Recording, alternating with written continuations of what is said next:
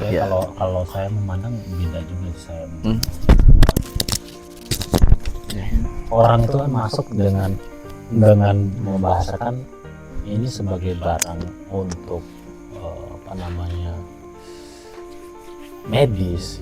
Itu bahasanya paling jadi seperti itu. Cuman kan kadarnya yang membuat flying untuk apa namanya flying generasi itu yang membuat kalau kadarnya banyak ya pasti akan jadi flying. Tapi kalau sesuai dengan komposisinya ya pasti kan untuk tujuannya kan untuk obat-obatan kesehatan atau medis. Nah kalau saya sih melihatnya seperti itu. Cuman proses peredaran dan lain sebagainya ini kan itu yang dibingkisnya sangat luar biasa juga.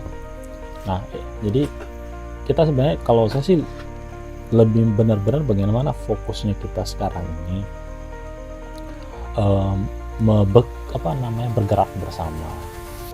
bergerak bersama dari mana ya tadi ya dari tingkatan pendidikan keluarganya, orang-orang lingkungan sekitarnya seperti apa ya. Dengan kondisi-kondisi itu saya rasa orang mau jualan juga bingung ketika kita benar-benar kawal. Nah cuman yang menjadi pertanyaannya adalah sanggup gak kita gitu kan melawan sistematis ini.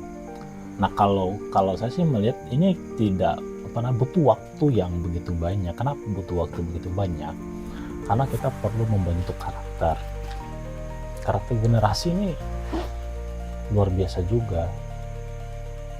Sekarang aja kita mungkin tegur generasi agak sulit juga.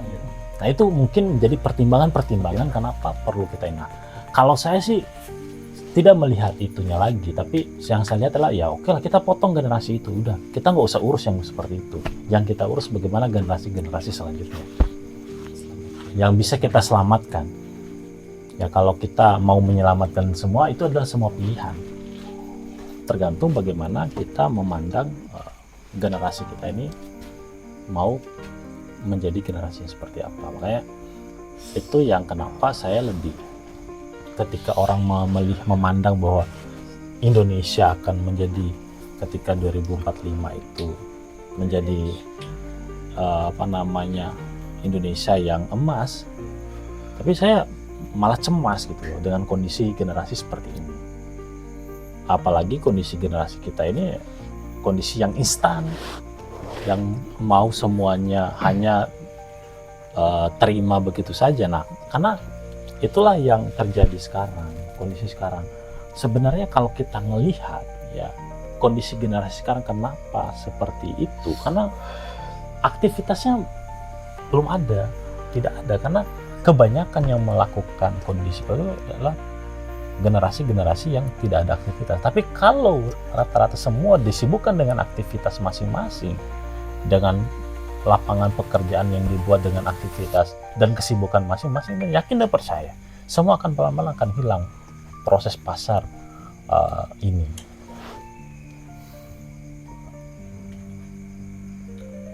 Ada sedikit ini Pak Rajam.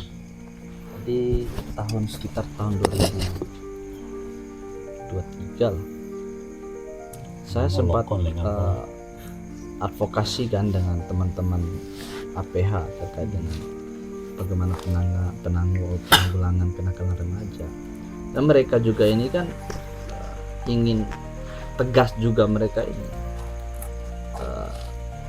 anak-anak zaman sekarang ini sudah tahu dengan cara mereka untuk pembenaran dirinya adalah kita dilindungi oleh negara, kita ada undang-undang khusus undang-undang perlindungan anak mereka, sehingga mereka ini kan sehingga ketika mereka melakukan tindakan kriminalitas yaitu mereka dilindungi oleh undang-undang dan dibatasi mereka ini dengan hukum-hukum tertentu, sehingga mereka menganggap dirinya bahwa kita masih anak-anak, kita tidak mungkin masuk penjara dan sebagainya.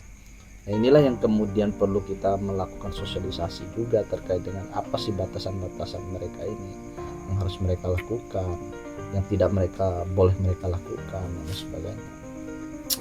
Itulah yang sekarang juga itu kenapa guru juga jujur ya, ini kan kita juga karena ini adalah sebagai ibaratkan rantai makanan lah, satu ini satu aspek itu dia terikat dengan aspek-aspek yang lain, termasuk dalam faktor pendidikan. Nah, guru juga misalnya mereka ingin tegas dan sebenarnya ada undang-undang perlindungan anak gitu. Misalnya anak-anak yang nakal dan sebagainya, ini baru dicubit sedikit dan sebagainya sudah dilaporkan ke polisi. Inilah yang kesalahan cara cakrawala berpikirnya orang tua juga dalam proses membina anaknya. Makanya saya kembali lagi tadi, itu awalnya adalah dasarnya adalah di faktor orang tua. Seharusnya orang tua itu perlu ditanyakan, kenapa sih guru kalian ini memberikan hukuman semacam ini? Ada apa sih? Kalian, yang pastinya kalian ada kesalahan yang kalian lakukan. Seharusnya mempertanyakan hal demikian, bukan tidak sebaliknya, oh anak saya kok disakiti dan sebagainya. Nah, inilah yang kemudian dasar daripada kenapa generasi saat ini tidak lagi mampu untuk dididik dan apatis oleh pemerintah dan orang-orang sekitarnya, karena sedikit-sedikit lapor. Itu juga sih dampaknya juga Pak Najam terkait dengan ini. Kita kan saat ini ya, kalau ada tetangga kita yang nakal dan sebagainya, kita nggak berani tegur. Iya. Nah, mereka lebih leluasa lagi melakukan